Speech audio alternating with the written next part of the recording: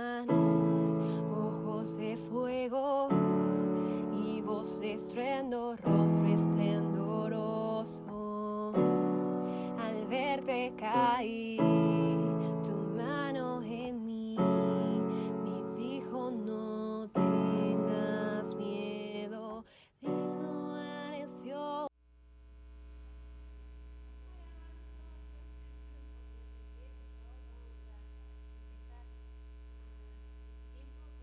Adoración a nuestro Señor y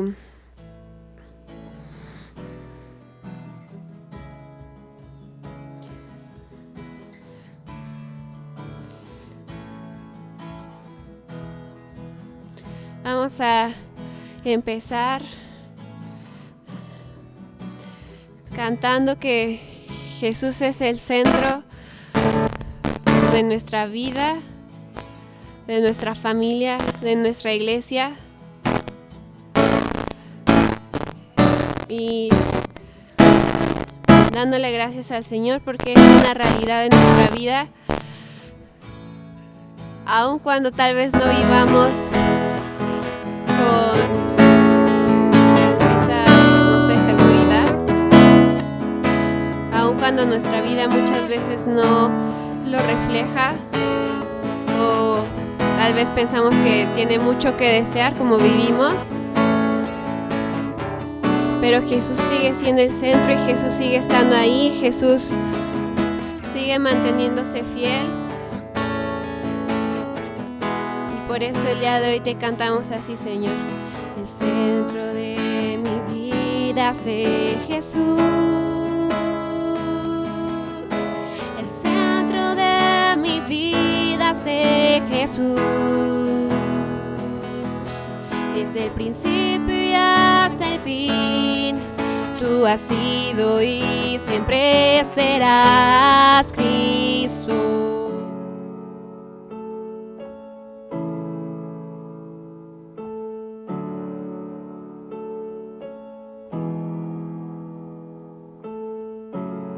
Eres el alfa y también omega, el que sigue habrá de venir.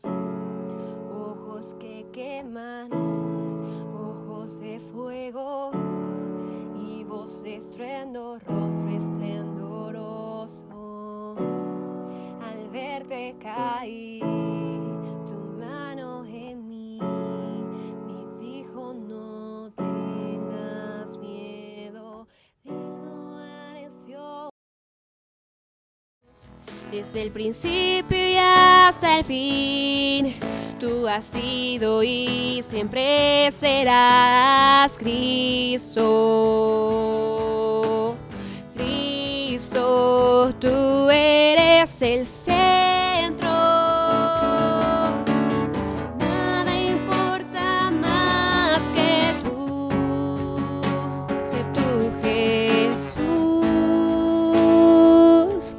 De mi ser hasta el cielo, Cristo es el centro. Mi vida eres tú, sí, mi vida eres tú. De mi ser hasta el cielo, Cristo es el centro. Mi vida eres tú, sí, mi vida eres tú.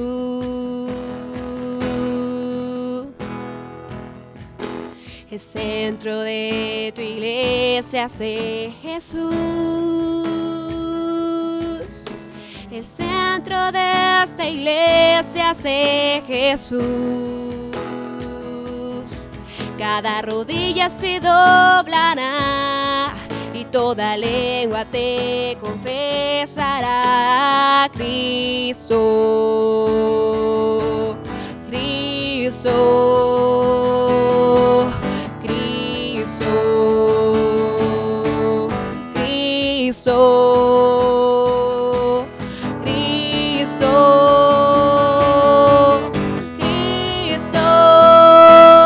De mi ser hasta el cielo, Cristo es el centro. Mi vida eres tú.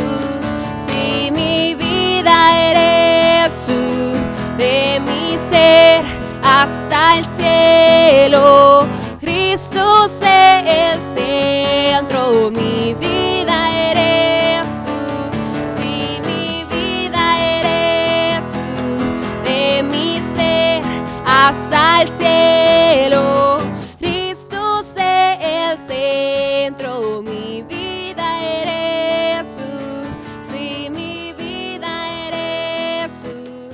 De mi ser hasta el cielo.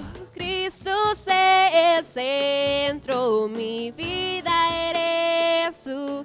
Sí, mi vida eres tú. De mi ser hasta el cielo. Cristo es el centro, mi vida eres tú. Sí, mi vida eres tú.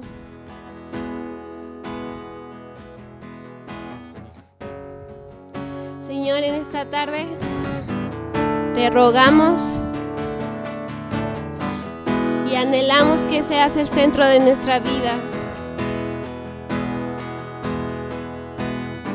Que tu presencia se manifieste en este lugar, así como en nuestras vidas, en la vida de nuestra familia, en la vida de nuestros amigos, familiares, hijos, hijas, padres y madres, primos, abuelos.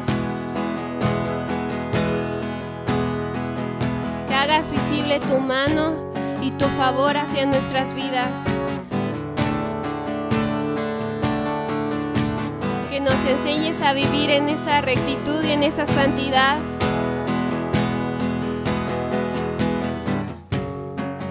A vivir recordando que Cristo es el centro de nuestro ser.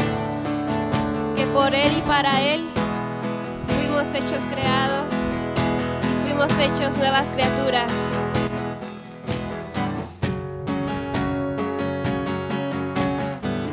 Y por eso una vez te cantamos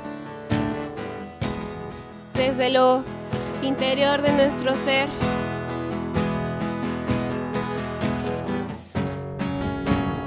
Que así como pensamos en la distancia que hay de aquí al cielo,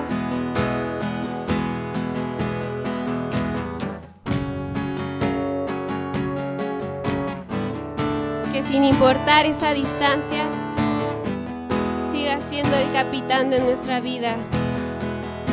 Y una vez te cantamos: de mi ser hasta el cielo, Cristo es el centro, mi vida eres tú. Sí, mi vida eres tú. De mi ser hasta el cielo, Cristo es el centro, mi vida eres tú. Sí, mi vida eres tú. De mi ser hasta el cielo, Cristo es el centro, mi vida eres tú. Sí, mi vida eres tú.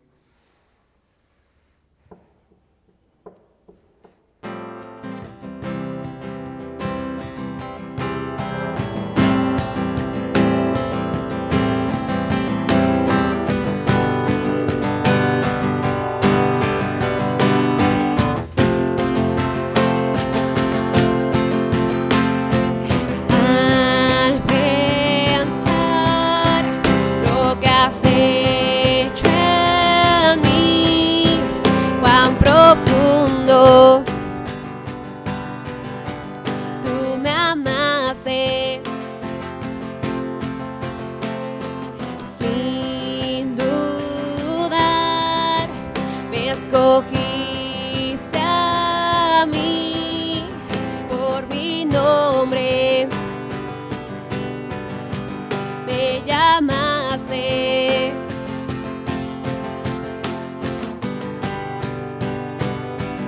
Dame de beber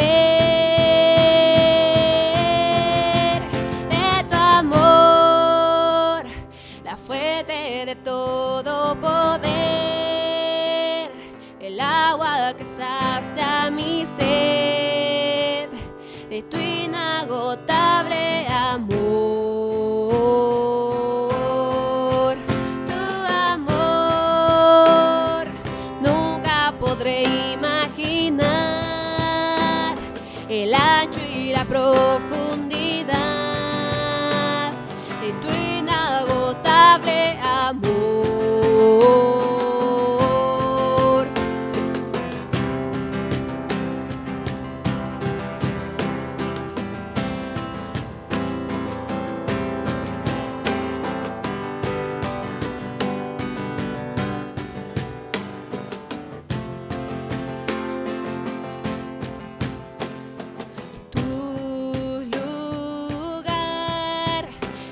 Ahora en mí, al creerte, me haces fuerte, como Él es. Soy ahora aquí, mis temores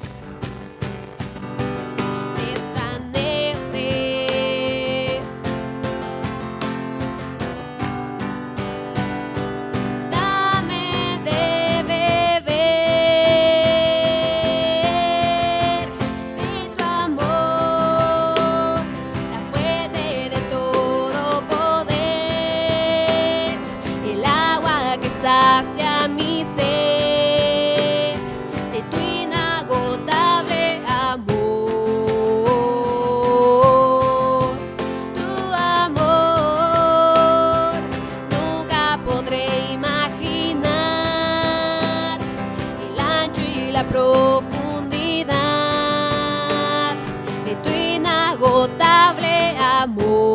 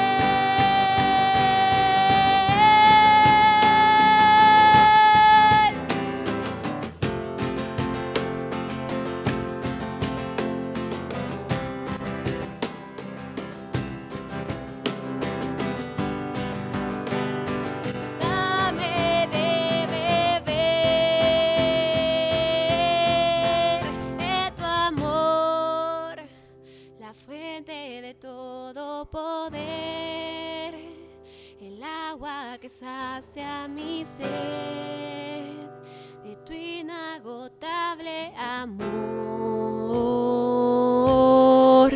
Tu amor nunca podré imaginar, el ancho y la profundidad de tu inagotable amor.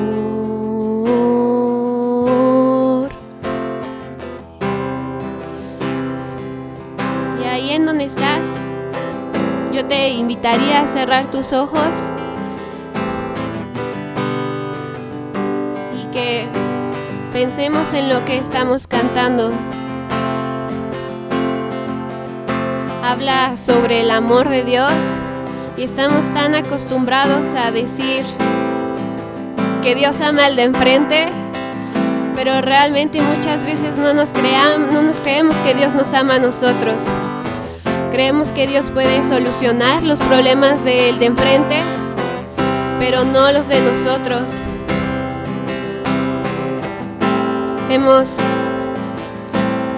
perdido la fe, nos hemos desanimado, nos hemos creado los engaños y las mentiras que nos han dicho.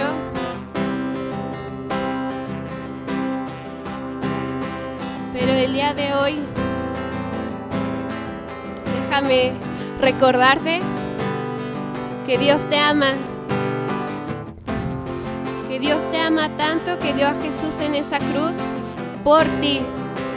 No pienses en el de atrás o en el de al lado. Lo hizo por ti. Y Dios tiene ese amor inagotable, sabiendo que aún pecamos, sabiendo cada una de tus fallas. Él te conoció desde antes que nacieras. Y Él ya había creado un plan para ti. Y Él ya te había amado y Él ya te había puesto un nombre.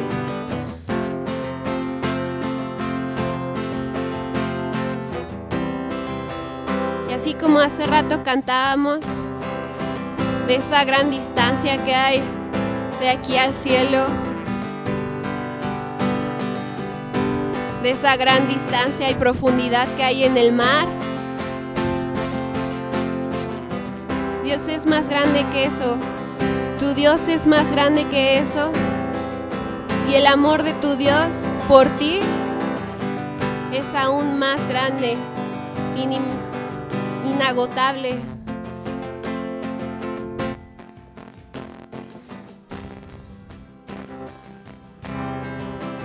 Y Él tiene esa capacidad de poder saciarte, de poder saciar tu sed, saciar tu tristeza, resolver tus problemas, levantar tu ánimo. Y lo único que Él pide de ti es que te entregues a Él completamente.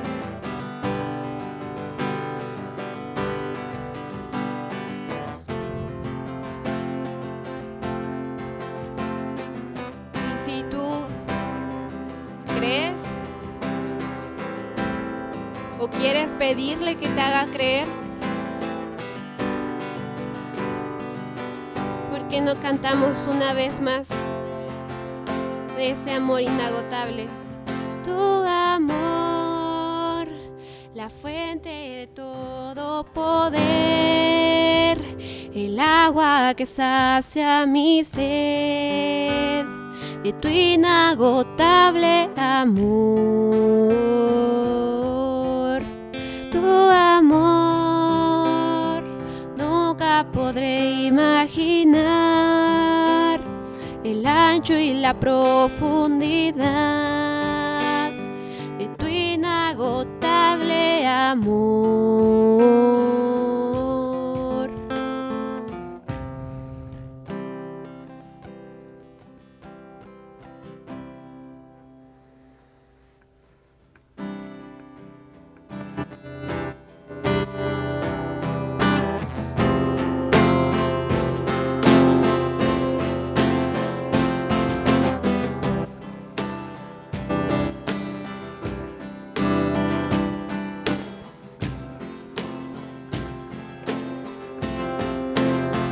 Quiero oír tu voz sobre todas las voces, sobre las distracciones que hay en mí. Quiero oír tu voz sobre todas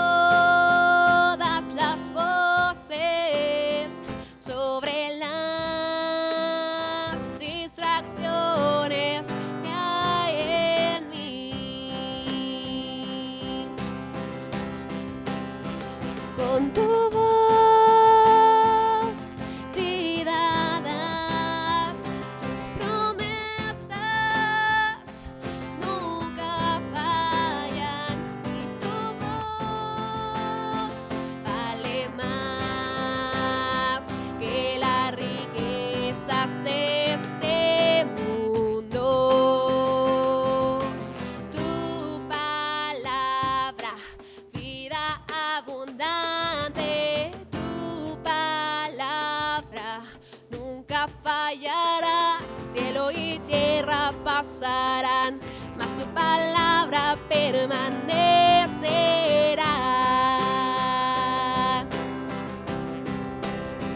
Pon en mí tu voz, pon en mí tu palabra, y que el mundo conozca de tu amor.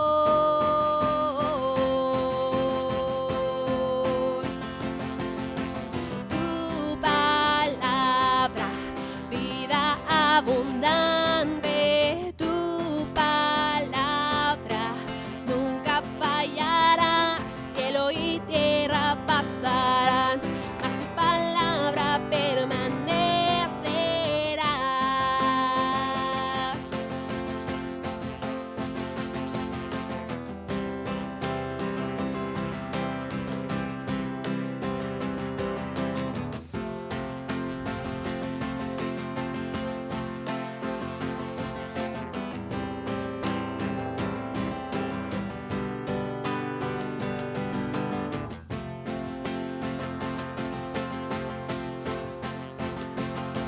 Las hojas secarán y las flores caerán, mas la palabra de Dios es para siempre.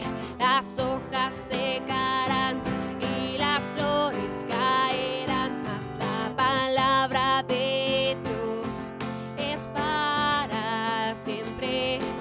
Tu palabra, vida abundante, tu palabra nunca fallará, cielo y tierra pasarán, mas tu palabra permanecerá. Tu palabra, vida abundante, tu palabra nunca fallará, cielo y tierra pasarán, mas tu palabra permanecerá.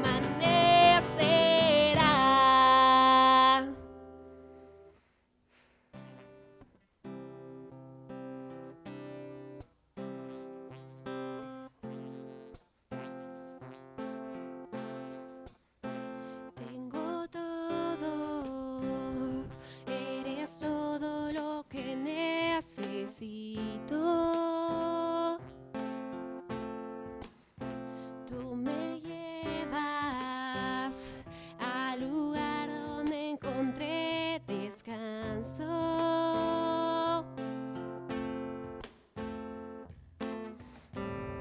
Renuevas mis fuerzas, tú guías mis pasos.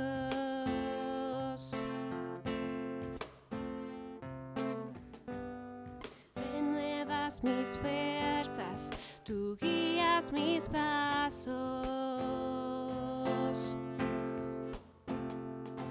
Tu amor inagotable es, tu bondad me persigue, te persigo.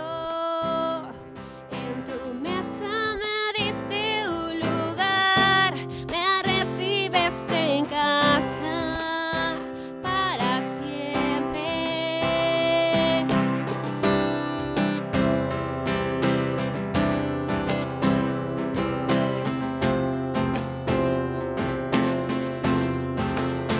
En tus brazos cada miedo y temor se apaga.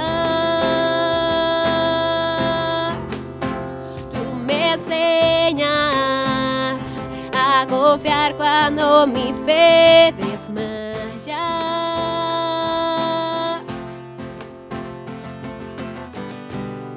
Renuevas mis fuerzas, tú guías mis pasos.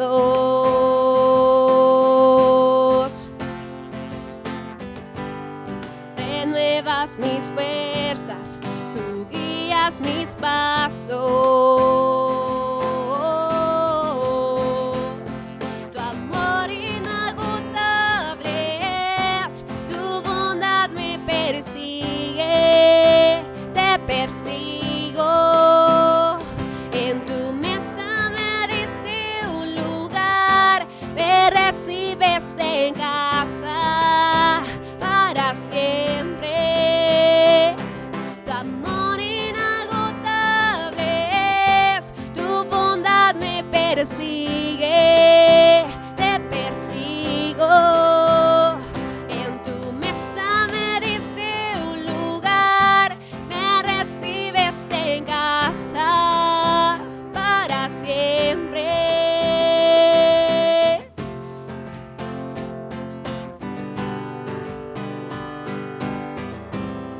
Y todo lo que hemos cantado hoy, todo lo que hemos recordado hoy,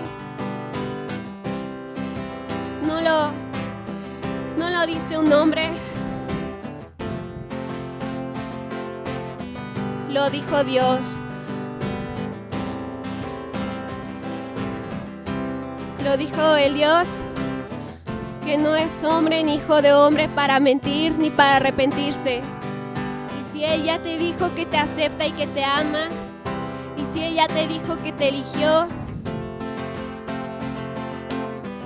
¿por qué habría de importarnos lo que alguien más tiene que decir al respecto? ¿Por qué no sentirte amado? ¿Por qué no sentirte deseado? No por un hombre, sino por tu Dios. Ese Dios que va por ti en medio del valle y de la sombra y de la muerte. Ese Dios que no te rechaza. Ese Dios que te dice, ven y siéntate a comer conmigo a la mesa. Y aunque pase por el valle de la sombra y muerte, ya no temo, yo confío, tú estás conmigo. Y si caigo o me pierdo en esa buscarme, no me olvidas y me encuentras y nunca te rindes. Tu amor inagotable es, tu bondad me persigue, te persigo. En tu mesa me diste un lugar, me recibes en casa para siempre. Tu amor inagotable es, tu bondad me persigue, te persigo. En tu mesa me diste un lugar, me recibes en casa para siempre.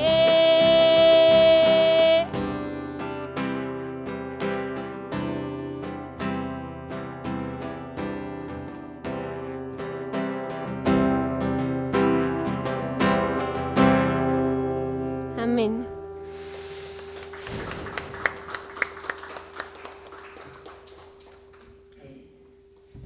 Hola, buenas tardes. Qué bueno que nos pueden acompañar. Gracias a Dios nos podemos reunir presencialmente. Dice el Salmo 136, versículo 1, en versión Nueva Traducción Viviente: den gracias al Señor, porque Él es bueno, su fiel amor perdura para siempre.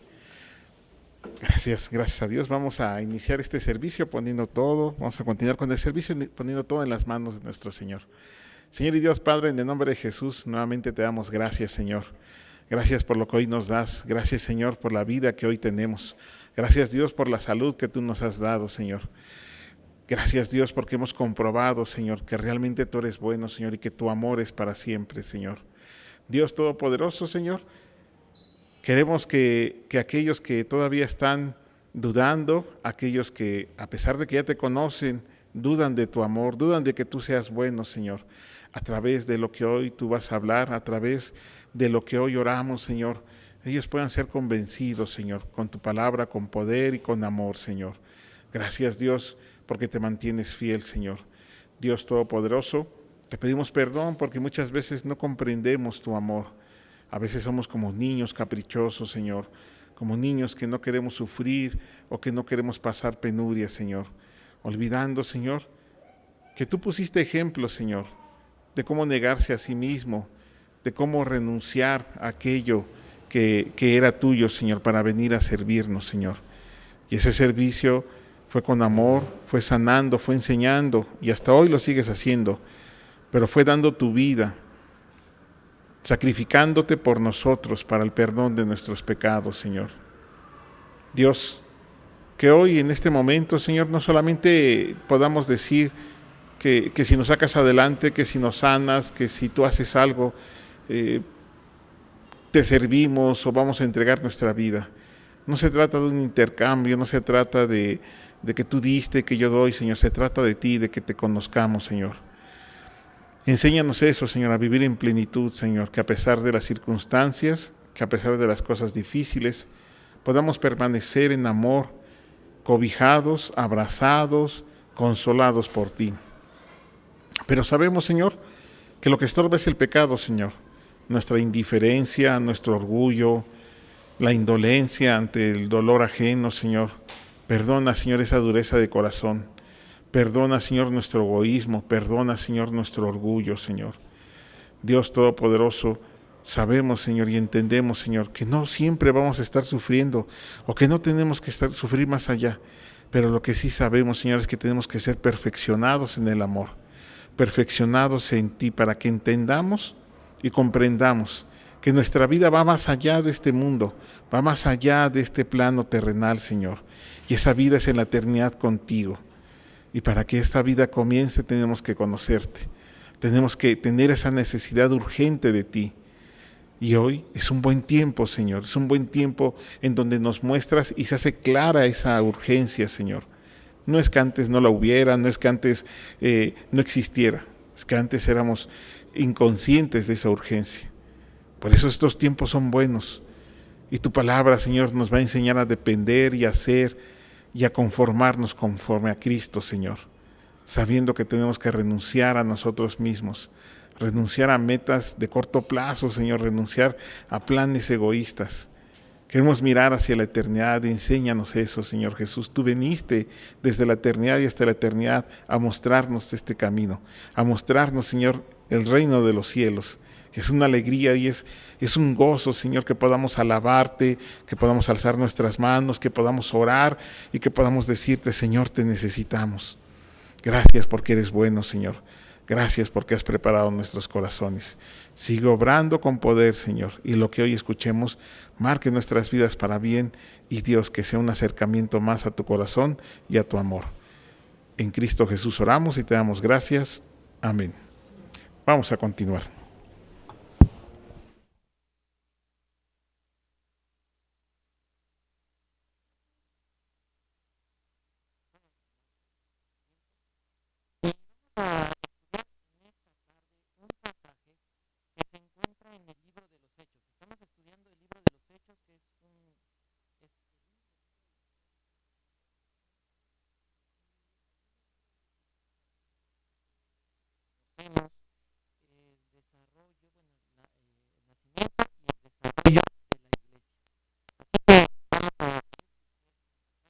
Tu Biblia.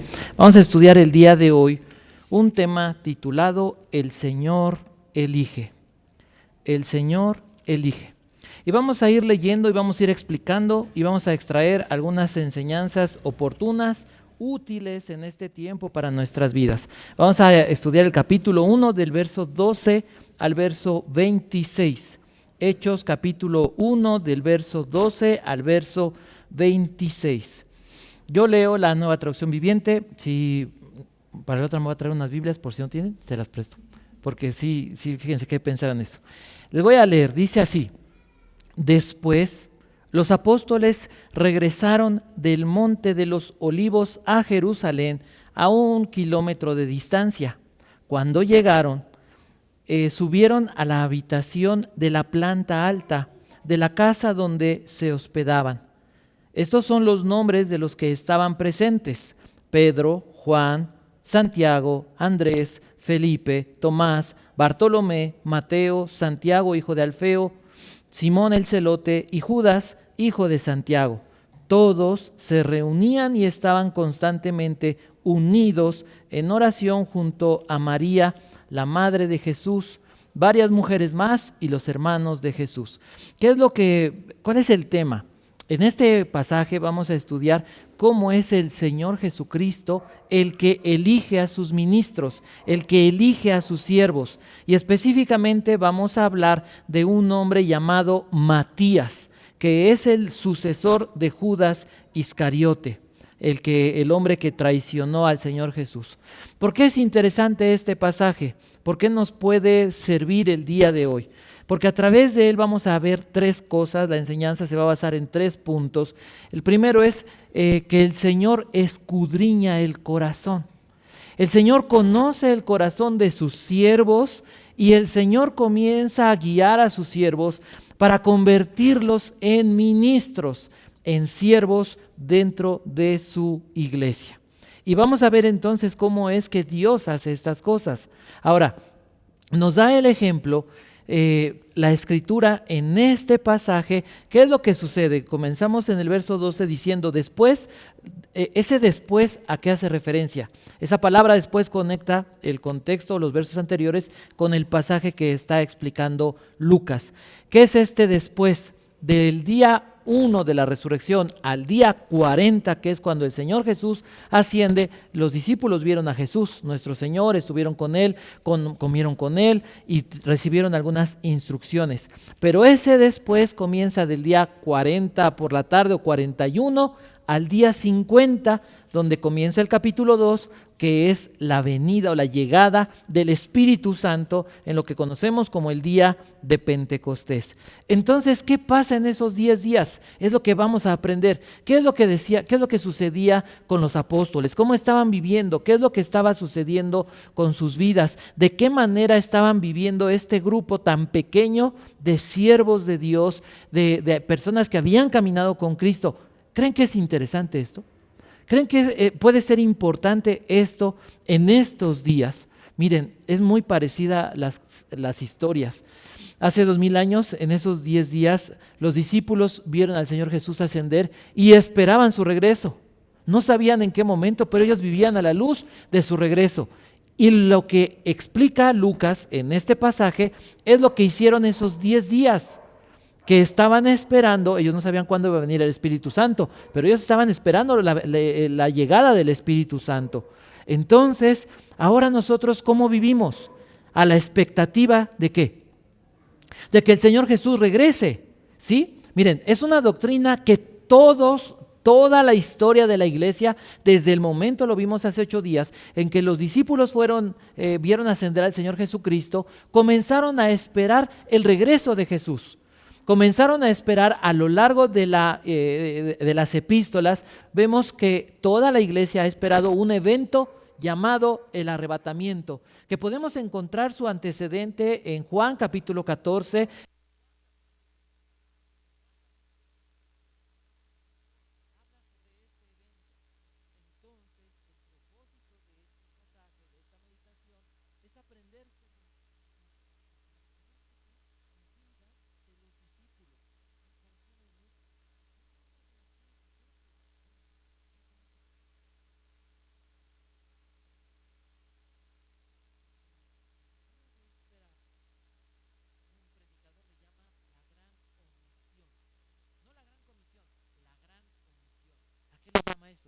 A que los discípulos creyentes, a que los cristianos deberíamos de estar esperando a que el Señor Jesús nos arrebatara, nos llevara a su presencia, pero mientras llega eso deberíamos de estar predicando el Evangelio y edificándonos como iglesia, vivir no separados, no de lejos, sino viviendo en comunidad.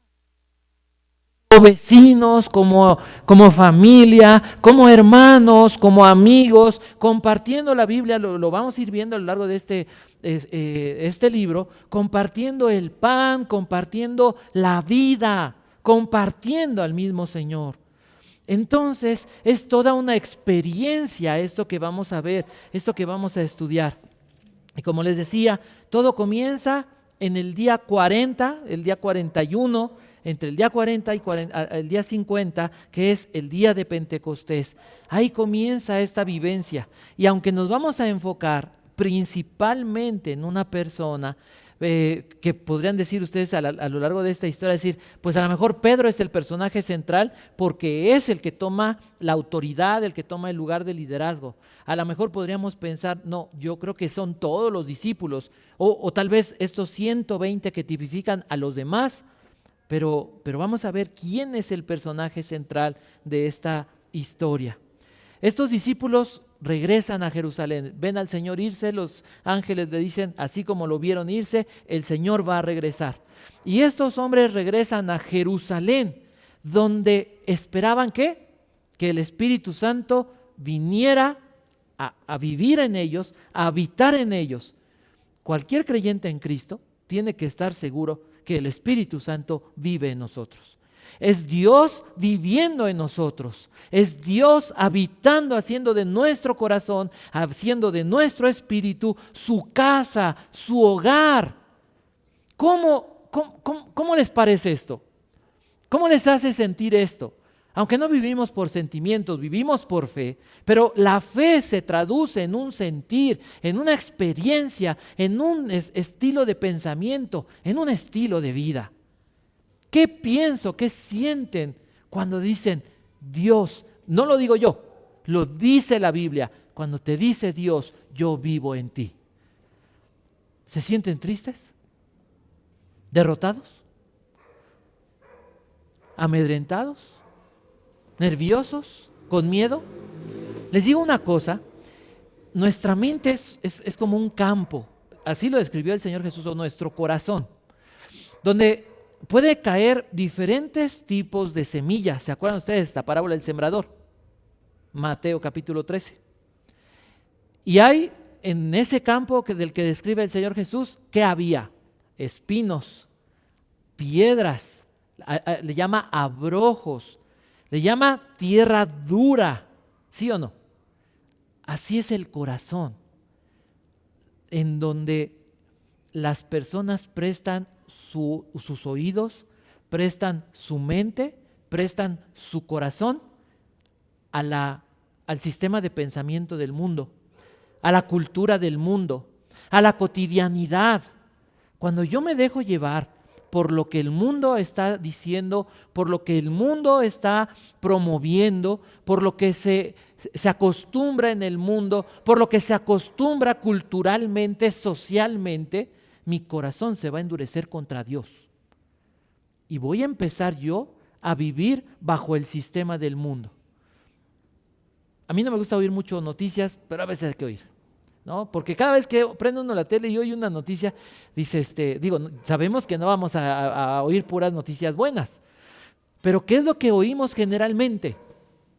Que el coronavirus, que ya se murió, que ya se enfermaron, que ya surgió otra cepa, que ya... ¿Y qué dice uno después de 3 noticias? Yo le apago a la tele, ¿no? Lo que quiero es oír, bueno, ya no oír, ya, no me digan noticias, ya no me digan cosas malas. ¿Qué es lo que Dios nos enseña en su palabra?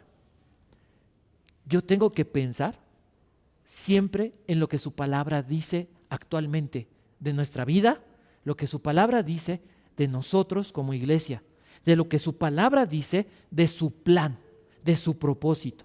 Porque eso es lo que hace que el miedo, eso es lo que hace que mi corazón no se perturbe, no se llene de ansiedad, no se endurezca, no se desanime, no caiga en el afán. Cuando yo vengo y recuerdo las palabras de Dios, medito en las palabras de Cristo para mi vida, en ese momento puedo tener lo que la Biblia llama la paz que sobrepasa todo entendimiento.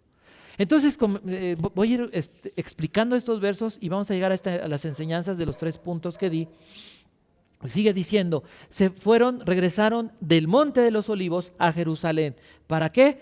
Para recibir el Espíritu Santo, porque Dios encendería un fuego en el corazón de estos discípulos que no se apagaría nunca.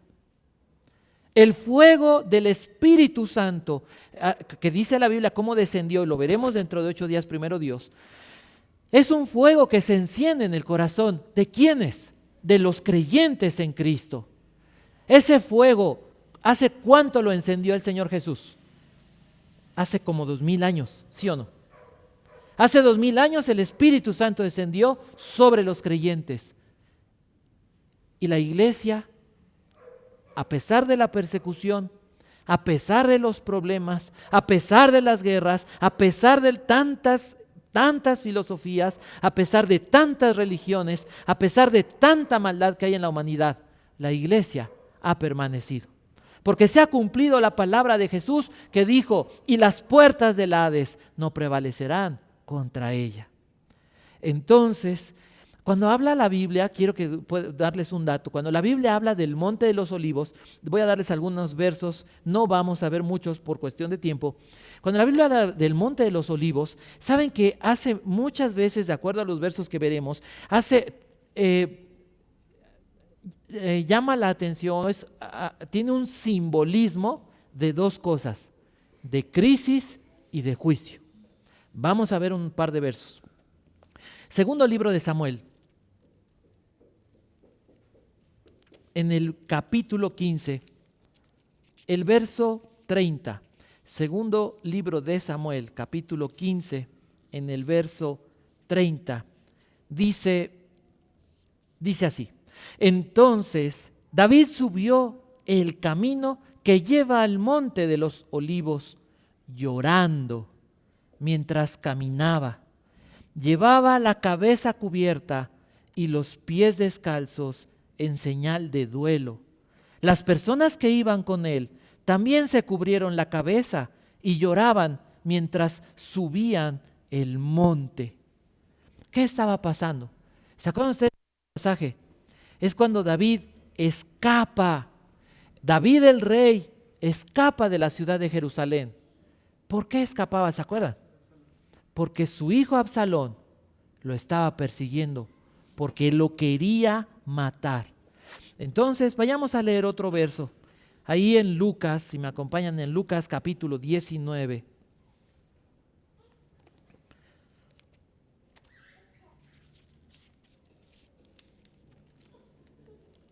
Verso 41 al 44. Lucas capítulo 19, del verso 21 al 44. Dice así: al acercarse a Jerusalén, Jesús vio la ciudad delante de él. Estamos en un episodio en donde el Señor Jesús, ¿se acuerdan ustedes lo que se conoce como la entrada a Jerusalén, la entrada triunfal a Jerusalén? El Señor Jesús montado en ese burrito blanco y toda la gente de Jerusalén, cuando entra Jesús van aventando sus vestidos, lo proclaman, hosana al Hijo de David, y es la entrada triunfal.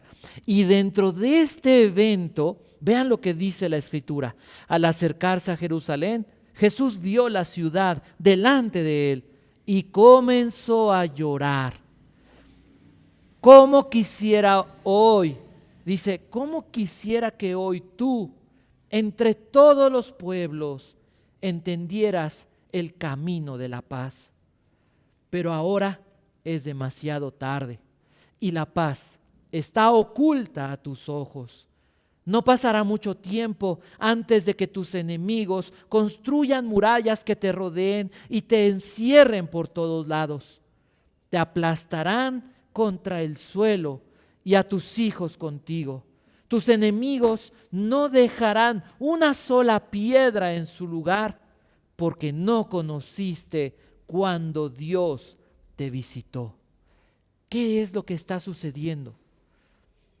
Jesús llora por Jerusalén.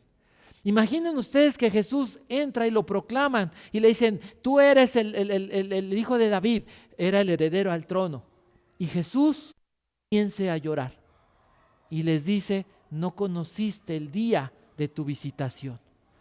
Que Dios, el Hijo de Dios, les decía, no entendiste que venía a salvarte y ahora tu destino, tu futuro es que tus enemigos te van a destruir. Piensen en eso. Ahora pensemos nosotros, ¿qué diría el Señor Jesús de la iglesia? si quisieran saber, porque a lo mejor dice uno, caray, ¿qué diría el Señor Jesús de la iglesia en estos tiempos? Les digo una cosa, lean el capítulo 2 y el capítulo 3 de Apocalipsis.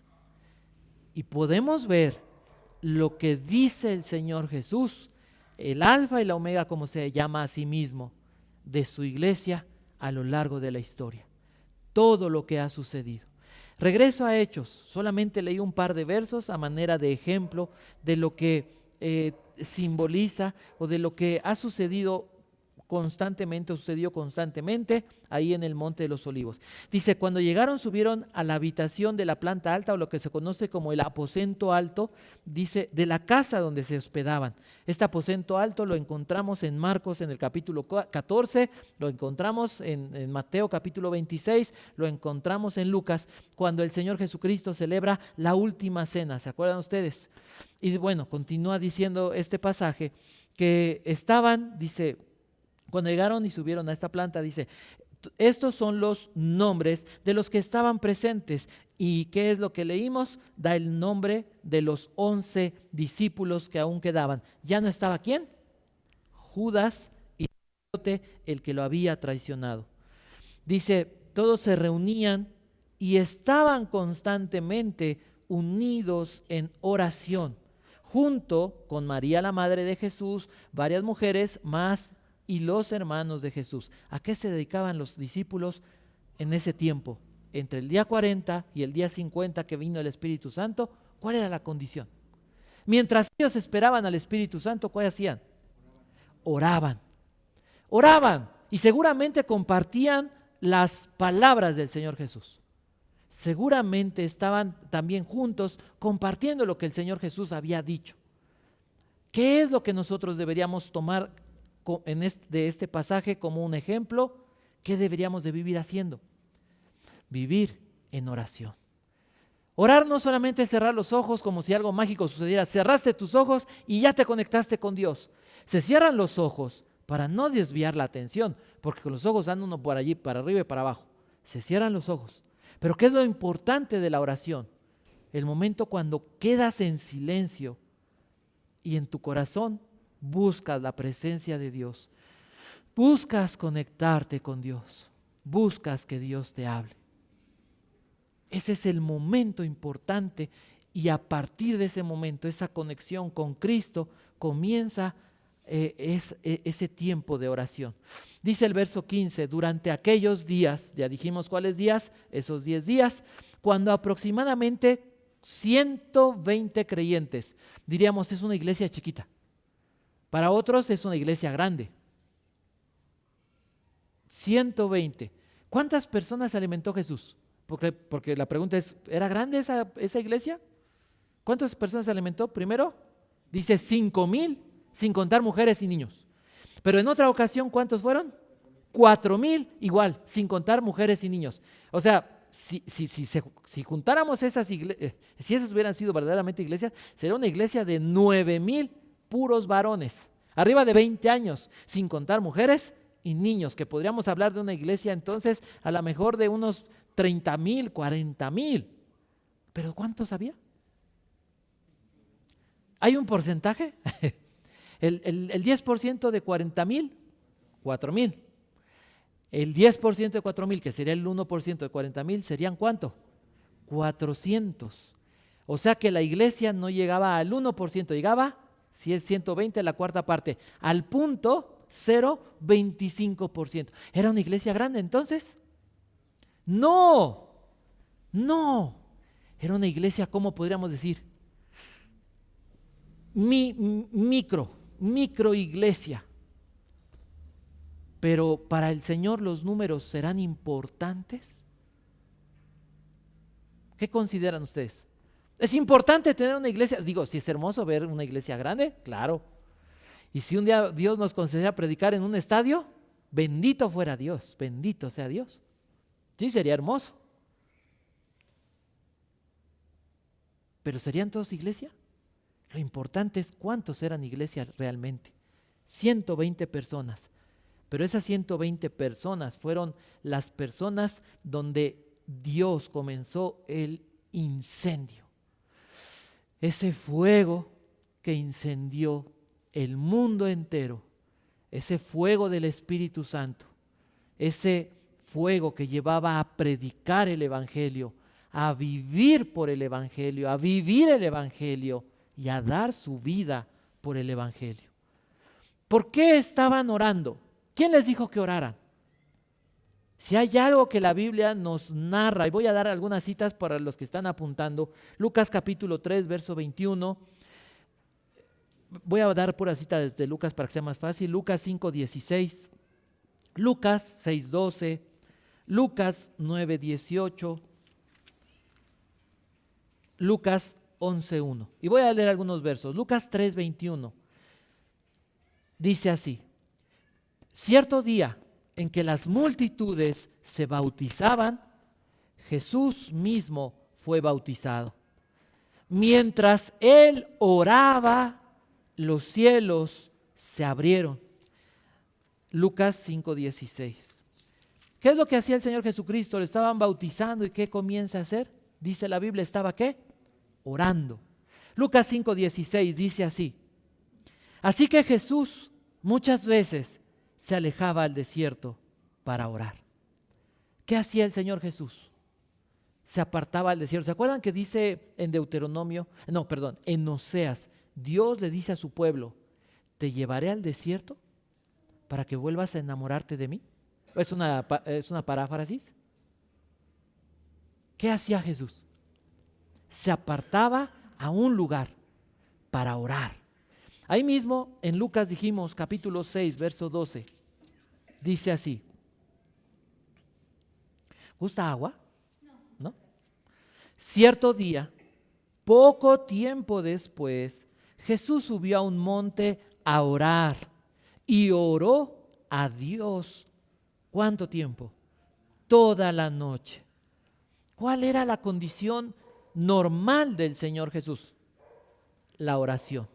Ahora, ¿por qué oró el Señor Jesús en este pasaje? Porque a la mañana siguiente el Señor Jesús llama a todos sus discípulos y de esos todos escoge a 12, a los que llamaría apóstoles. Y Lucas capítulo 11, verso 1. Lucas capítulo 11, verso 1. Dice, una vez Jesús estaba orando en cierto lugar. Cuando terminó, uno de sus discípulos se le acercó y le dijo, Señor, enséñanos a orar, así como Juan le enseñó a sus discípulos. Jesús dijo, deberían orar de la siguiente manera y les da, algunas personas dicen que es la misma narración del Padre Nuestro de Mateo capítulo 6, algunos comentaristas dicen que no, que es otra ocasión, pero que es la enseñanza, es un ejemplo o es muy similar al Padre Nuestro de Mateo capítulo 6. Entonces, ¿de dónde sacaron los discípulos que debían de vivir en oración? Porque fue la condición de vida del Señor Jesucristo. Si yo quiero imitar a Jesús, ¿qué es lo que debería yo hacer? Ustedes encuentran a Jesús orando toda una noche. Oye, no sé si les ha pasado, ¿no? Que de repente uno no puede dormir. Ay, Señor, ayúdame a dormir. Ayúdame a dormir. Ay, Señor, ya quiero dormirme, ¿sí o no? Ay, ya, Señor, ya. Y no debería a lo mejor pensar que el Señor Jesús quiere que me ponga a orar. ¿A qué horas lo encontramos orando? Muy de mañana antes de que amaneciera, Marcos capítulo 1. Salía, se apartaba y en un lugar lejano comenzaba a orar.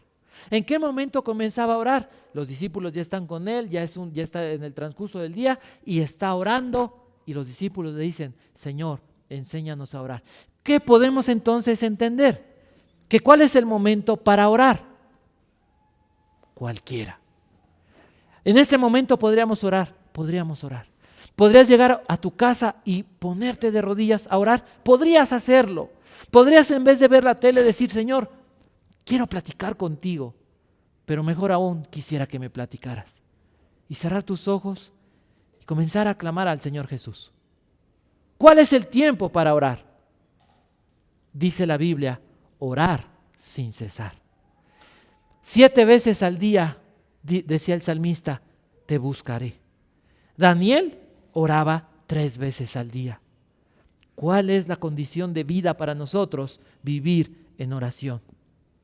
El verso 15 continúa diciendo que Pedro se pone de pie y le comienza a hablar a estos 120. Encontramos ya a Pedro tomando el lugar que el Señor Jesús le había dado. Y por eso decimos a lo mejor, es que Pedro es el personaje central.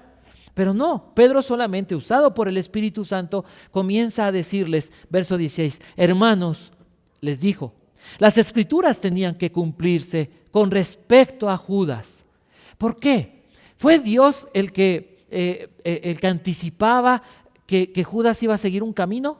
Como previendo de lejos, como previendo el futuro. Miren, para los seres humanos hablar de Dios y hablar de la eternidad es complicado. Porque en la eternidad, llamémosle así, como una dimensión, no hay tiempo. No podemos decir el pasado y el presente y el futuro de la eternidad, ¿no? No, porque en la eternidad, en esa dimensión donde Dios es, no hay tiempo. Así que Dios no ve en el futuro va a pasar esto. Dios narra en su palabra realidades, verdades. Entonces lo que dice Dios es una verdad que habla de ¿qué? De la realidad. Dice Pedro que Judas, se tenía que cumplir la escritura, y que Judas dice, tenía que cumplirse con respecto a Judas, quien guió a los que arrestaron a Jesús. Esto lo predijo hace mucho tiempo el Espíritu Santo cuando habló por medio del rey David. Judas era uno de nosotros y participó con nosotros en el ministerio. Judas había comprado un campo con el dinero que recibió por su traición. El dinero que recibió, con ese negoció ese campo. Dicen que se conocía como el campo del alfarero en Mateo, porque era un campo muy bueno para la alfarería. Es decir, Lucas ya dijo, con este dinero que traicioné o con este dinero que hice, ahora voy a tener una gran empresa. ¿Qué fue lo que pasó con eso? Ese campo se convirtió en el campo de Acéldama, que significa campo de sangre. ¿Se acuerdan que a final de cuentas Judas llegó y aventó las monedas? Esas monedas dijeron, pues es que es dinero de sangre. Y entonces fueron los fariseos, o el Sanedrín más bien, pagan el campo y se lo quedan ellos, pero en ese campo, ¿qué hizo Judas? Se ahorca. Ahora, dice la Biblia que en ese campo, dice el verso 18, Judas había comprado un campo con el dinero que recibió por su traición, allí cayó de cabeza y se le reventó el cuerpo y se le derramaron los intestinos. Hay algunas suposiciones. Algunos dicen que se colgó y que probablemente la rama de que se colgó estaba hacia un vacío y que se rompió, y por eso Judas pudo haberse caído y se descalabró y se reventó.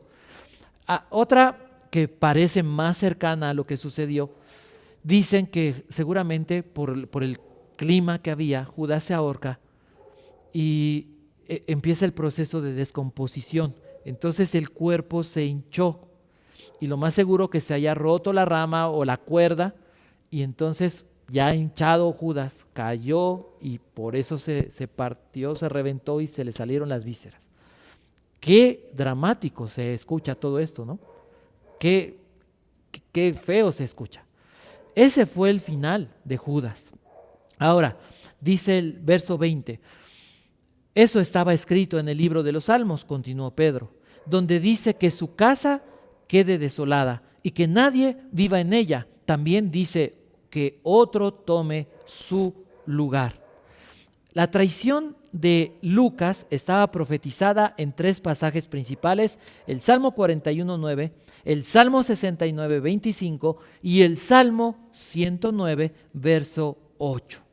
Estos salmos hablan de la traición que Judas llevaría a cabo 1000 años después aproximadamente. Verso 21 dice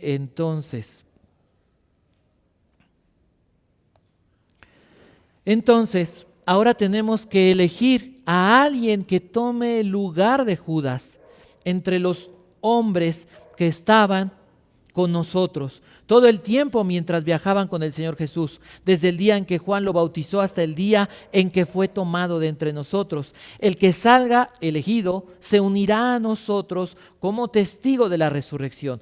¿Cuál fue el primer requisito que se requería para que alguien ocupara el lugar de Judas? ¿Se acuerdan? Que los acompañó todo el tiempo. ¿Desde cuándo? Desde que el Señor Jesús fue bautizado hasta el momento en el que resucitó y ascendió. Tenía que ser testigo de eso, de la resurrección de Jesucristo. Ese era el segundo requisito. Ahora, verso 23. Así que propusieron a 2 hombres, a José, a Barsabás, a quien llamaban Barsabás, quien también era conocido como Justo, y a Matías. Se dice que este Matías, Eusebio, que era un historiador, dice que Matías fue de los 70 a quienes envió el Señor Jesús a predicar el Evangelio, que regresaron con él y que le decían, aún los demonios se nos someten. Ahora, dice la Escritura, verso 23. Así que propusieron a 2 hombres, verso 24. Después todos ellos oraron. Oh Señor, tú conoces cada corazón. Muéstranos a cuál de estos hombres has elegido como apóstol para que tome el lugar de Judas en este ministerio, porque él nos ha abandonado y se ha ido al lugar que le corresponde. Entonces echaron suertes y Matías fue elegido por ser apóstol con los otros 11. No había venido el Espíritu Santo, no había Biblia. Por eso era una práctica común este asunto de echar suertes. Se dice que se echaron 2 piedras, una con el nombre de Justo y la otra con el nombre de Matías. Se oró en ese costal, se echaron las 2 piedras, oraron y la que salió primero, esa fue la que el Señor Jesús había determinado. Entonces dijimos que teníamos 3 enseñanzas.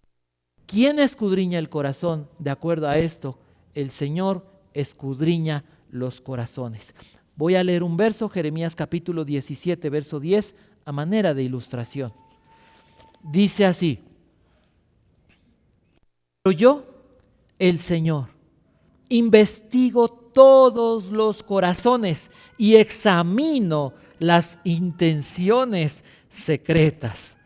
A todos les doy la debida recompensa según lo merecen sus acciones. Alguien podría decir, entonces Matías era un gran hombre y por eso el Señor Jesús lo escogió. No dice la Biblia eso, pero sí dice que el Señor escudriña los corazones. Ahora, algo que encontramos es que el Señor guía y los discípulos deben de buscar su guía.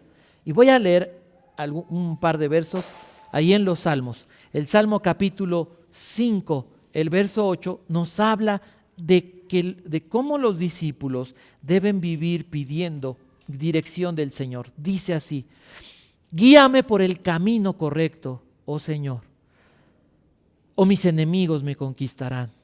Allana tú camino para que yo lo siga. El Salmo 27, 11 dice así también: enséñame cómo vivir, oh Señor, guíame por el camino correcto, porque mis enemigos me esperan. Entonces, debemos saber que el Señor Jesús conoce nuestros corazones y debemos pedirle al Señor Jesús que Él nos guíe, porque es el Señor Jesús. Primera carta a Timoteo capítulo 1, verso 12. Es el Señor Jesús el que va a levantar, va a mover nuestro corazón y nos va a ir levantando para servirle a Él. Dice así: le doy gracias a Cristo Jesús, nuestro Señor, quien me ha dado fuerzas para llevar a cabo su obra.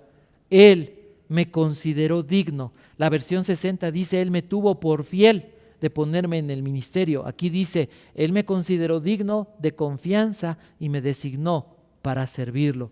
Y en segunda carta a Timoteo, capítulo 1, verso 11, dice así el apóstol Pablo, y Dios me eligió para que sea predicador, apóstol y maestro de esta buena noticia. ¿Cuál debe ser la condición de vida nuestra? Vivir sabiendo que el Señor Jesús escudriña nuestros corazones.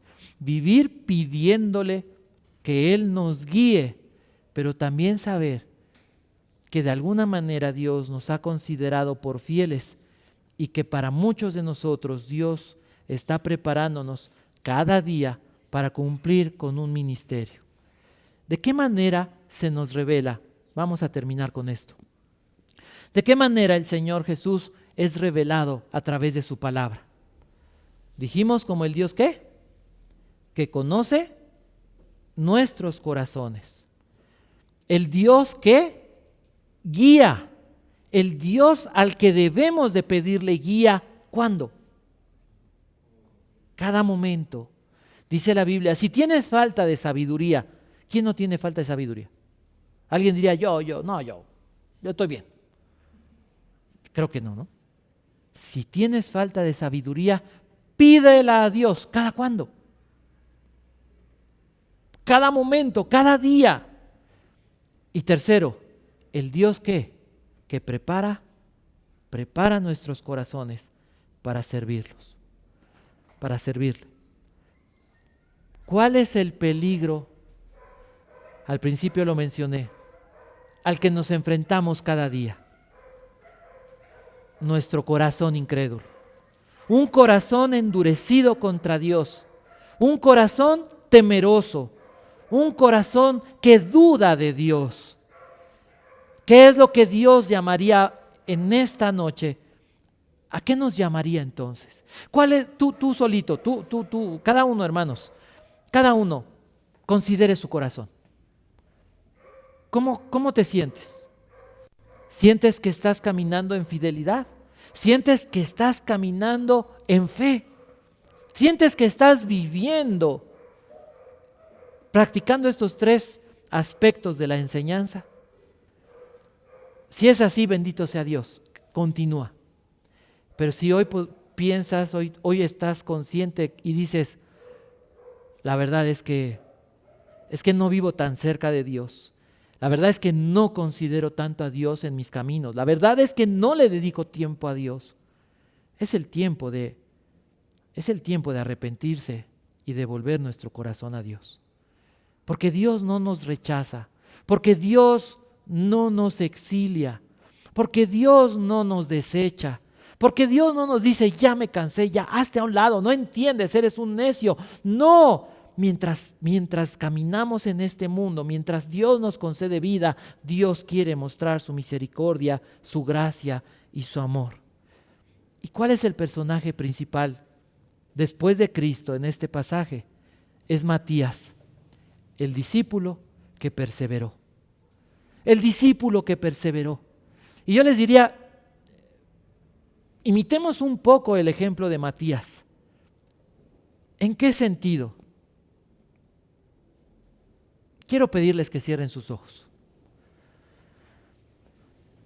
Quiero pedirles que consideren esto que voy a mencionar. Matías, podríamos pensar, es el personaje al que el Señor Jesús escogió. Eligió de entre esos 120. Eligió para que en ese momento les fuera unido a los 12. Había sido parte de los 70.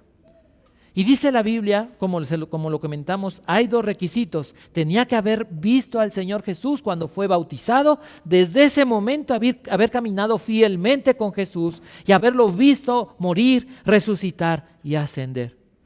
Pero yo quiero que pensemos qué fue lo que hizo que Matías perseverara de esa manera. ¿Qué fue lo que cautivó el corazón de Matías? ¿De qué manera el Señor Jesús cautivó su corazón? Matías vio en Jesús a la persona que hizo posible que el cielo se abriera y que Dios hablara desde el cielo a los hombres. Matías pudo ver que Jesús era la persona a la cual el Padre dijo: este es mi Hijo amado, a Él escuchen, en Él se complace mi corazón. Matías pudo ver que el Señor Jesús hizo posible que la voz de Dios fuera escuchada por los hombres. Y lo único que el Padre, o el comienzo de lo que el Padre ha revelado en su palabra, es que Él quiere que tú y yo escuchemos constantemente la voz de Jesús, las enseñanzas de Jesús. Matías vio que Jesús es la única persona que podía cambiarle la vida a los hombres. Jesús es la única persona que podía no solamente sanar físicamente a un inválido, a un ciego, a un sordo, a un mudo, a un endemoniado, a un loco. Jesús sanaba el corazón, Jesús sanaba el alma de las personas. Y Matías vio eso. Cada día Matías veía a Jesús haciendo eso en la vida de los demás. Por eso su corazón quedó cautivado, por eso su corazón quedó prendido con el Señor Jesucristo. Matías vio a Jesús en la cruz diciendo: Padre, perdónalos. Matías vio que Jesús venció a la muerte y que Jesús es el único que daba vida eterna. Y Matías dedicó su corazón, entregó su corazón a Jesús. Ahora yo te pregunto a ti, amigo, hermano, ¿has leído la Biblia? El día de hoy has escuchado la buena noticia de que Jesús abrió el cielo para los hombres, que Jesús es Dios acercándose al hombre para salvarlo, para perdonar sus pecados. En esta tarde estás escuchando que Jesús no solamente sana el cuerpo, sino que el Señor Jesucristo sana el alma, da vida eterna, cambia el corazón y nos lleva, nos guía camino al cielo. Que el Señor Jesucristo hace un antes y un después en la vida de las personas. Yo quisiera preguntarte en esta tarde, ¿no quisieras venir a Cristo? ¿No quisieras en esta tarde venir y decirle: mi Dios y mi Señor, ayúdame, perdóname y cambia mi corazón, alivia mi alma, sálvame?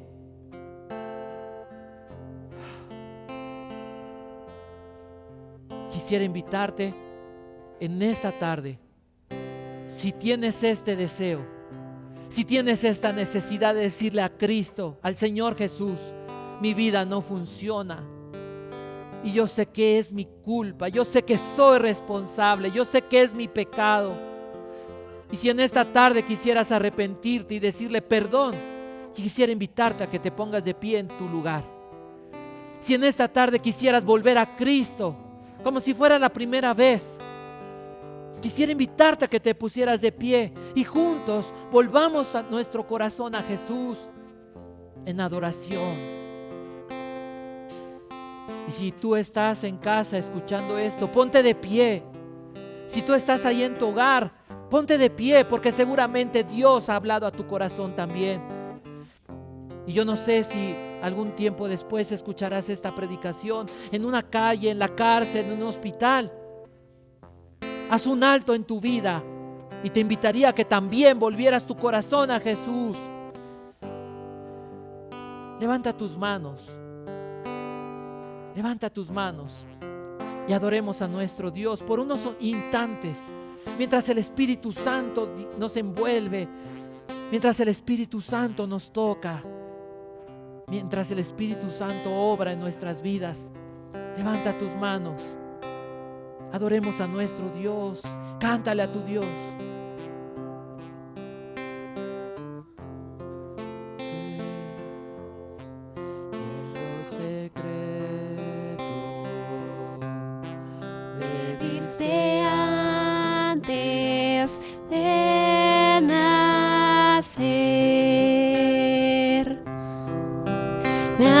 acompañas,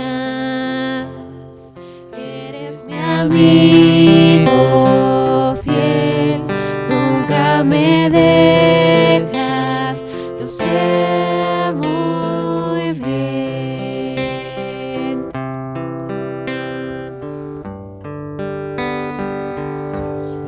Oh Jesús, ¿cómo pudo ser que viendo mi corazón me amaste tal como soy? Esa cruz,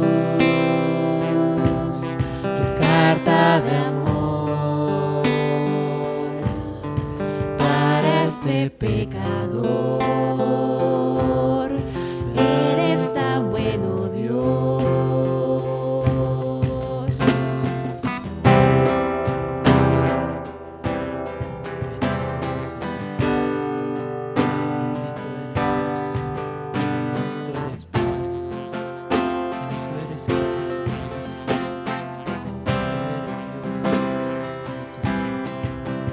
Me persigues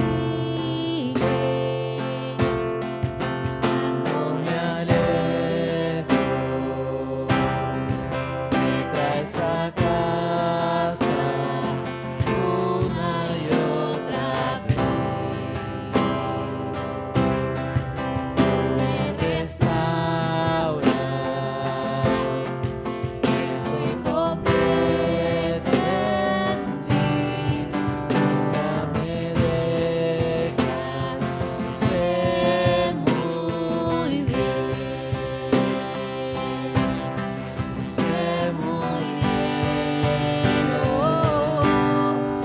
Oh Jesús, ¿cómo pudo ser viviendo mi corazón? Más de tal como soy, esa cruz, carta de amor para este pecador. Eres tan bueno,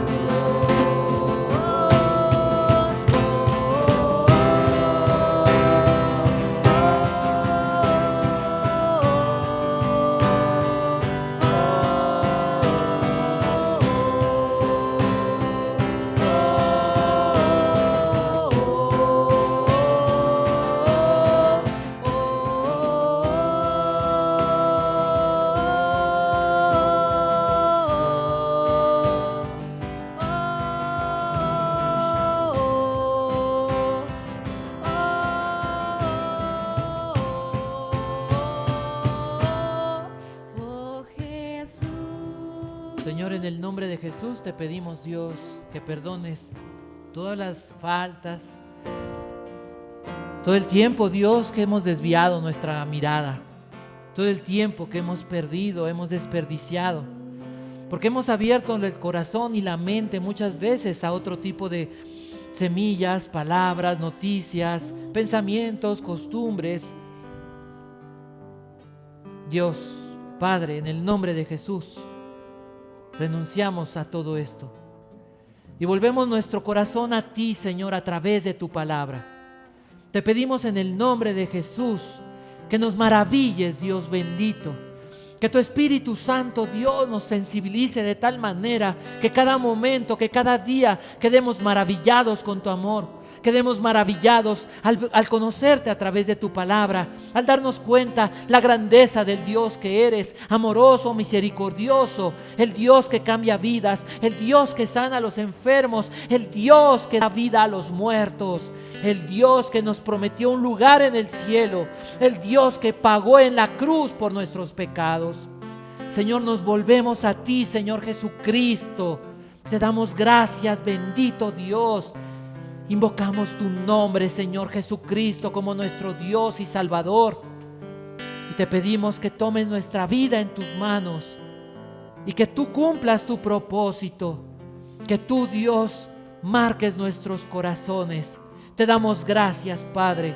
Gracias, Señor bendito, poderoso Rey, por lo que has hecho. Y gracias de antemano por lo que seguirás haciendo en nuestras vidas. En el nombre de Jesús, gracias te damos. Amén. Que Dios los bendiga, que tengan paz.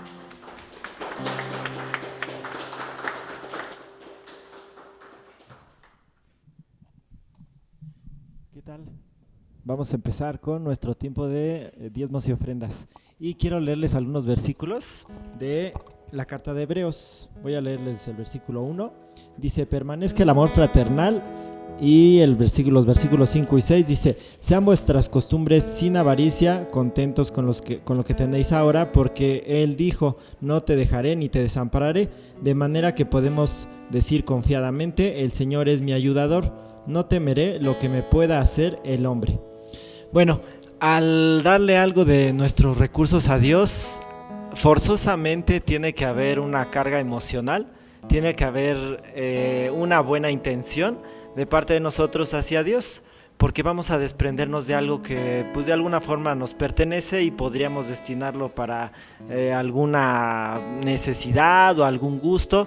Entonces Dios tiene que sensibilizarnos, tiene que hacernos conscientes de que Dios nos... siéntese por favor, tomen asiento.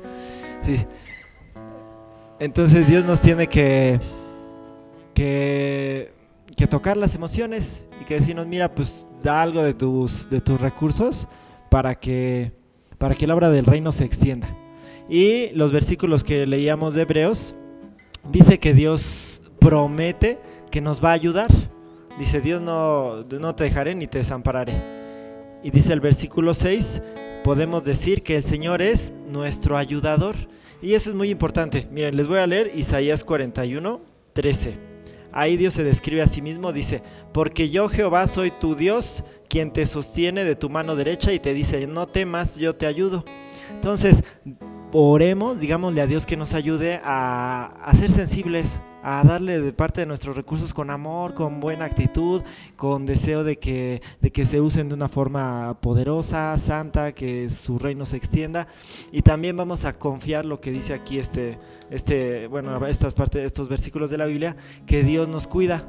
Dice: no tengas temor, no pienses que te va a faltar el dinero, no pienses que ¿y ahora cómo le voy a hacer? Y no tengo para comer o no tengo para mis necesidades. Dios se presenta ante nosotros como alguien que nos ayuda. Es una forma en la que podemos verlo y descansar. Ahora piensen que constantemente buscamos eso, buscamos que alguien nos ayude.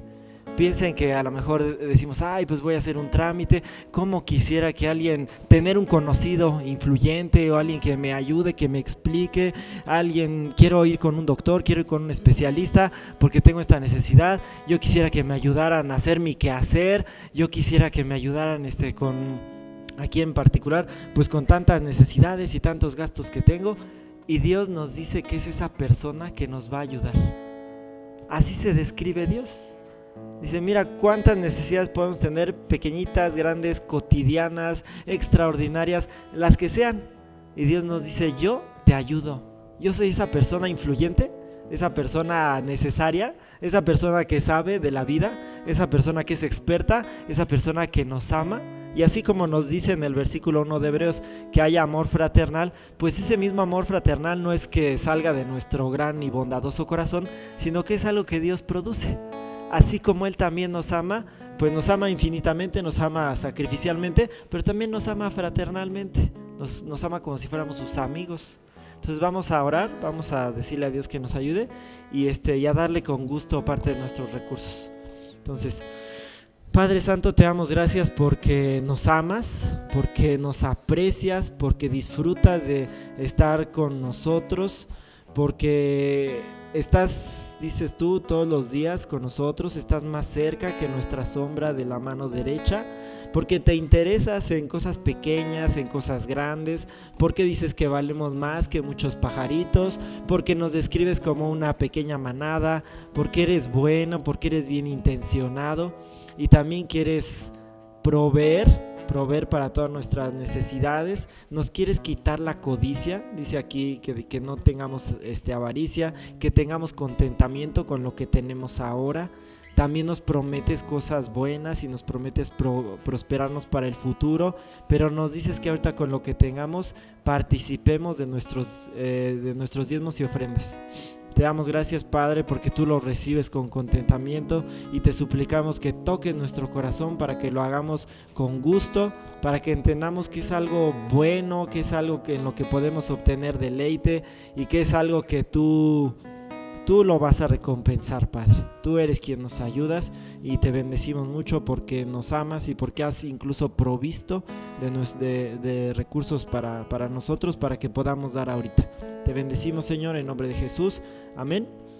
Y bueno, pues presencialmente agradecemos mucho sus diezmos y ofrendas, y también a distancia, si ustedes quieren ofrendar, si quieren participar de esta bendición, bueno, pues vienen en nuestras redes sociales la forma en la que pueden ustedes aportar. Y vamos a continuar con el servicio. Muchas gracias.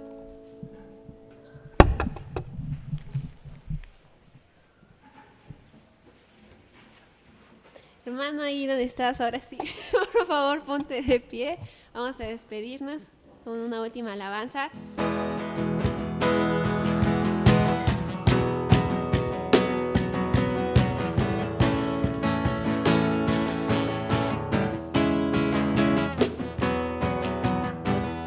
Tan consumidos por tu amor, que hemos perdido el sentido de nuestro alrededor.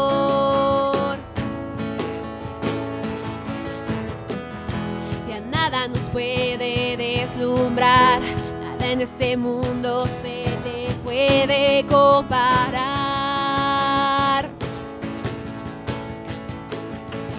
Nadie como tú, nadie como tú, nadie como tú, nadie como tú,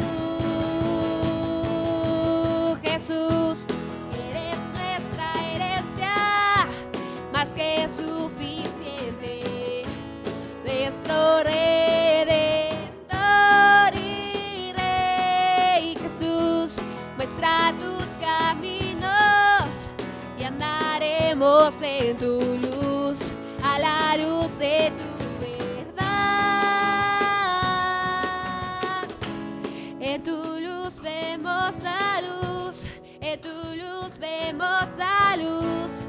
En tu luz vemos la luz.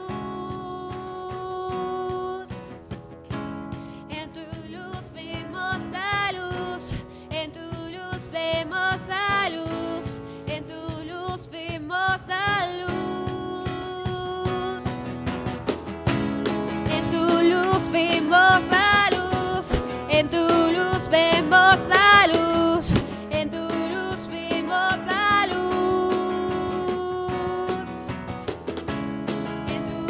Vemos la luz, en tu luz vemos la luz, en tu luz vemos la luz. Eres nuestra herencia, más que suficiente, nuestro Redentor y Rey. Jesús, muestra tus caminos y andaremos en tu luz, a la luz de tu verdad. Eres nuestra herencia, más que suficiente, nuestro Redentor y Rey. Jesús, muestra tus caminos y andaremos en tu luz, a la luz de tu verdad.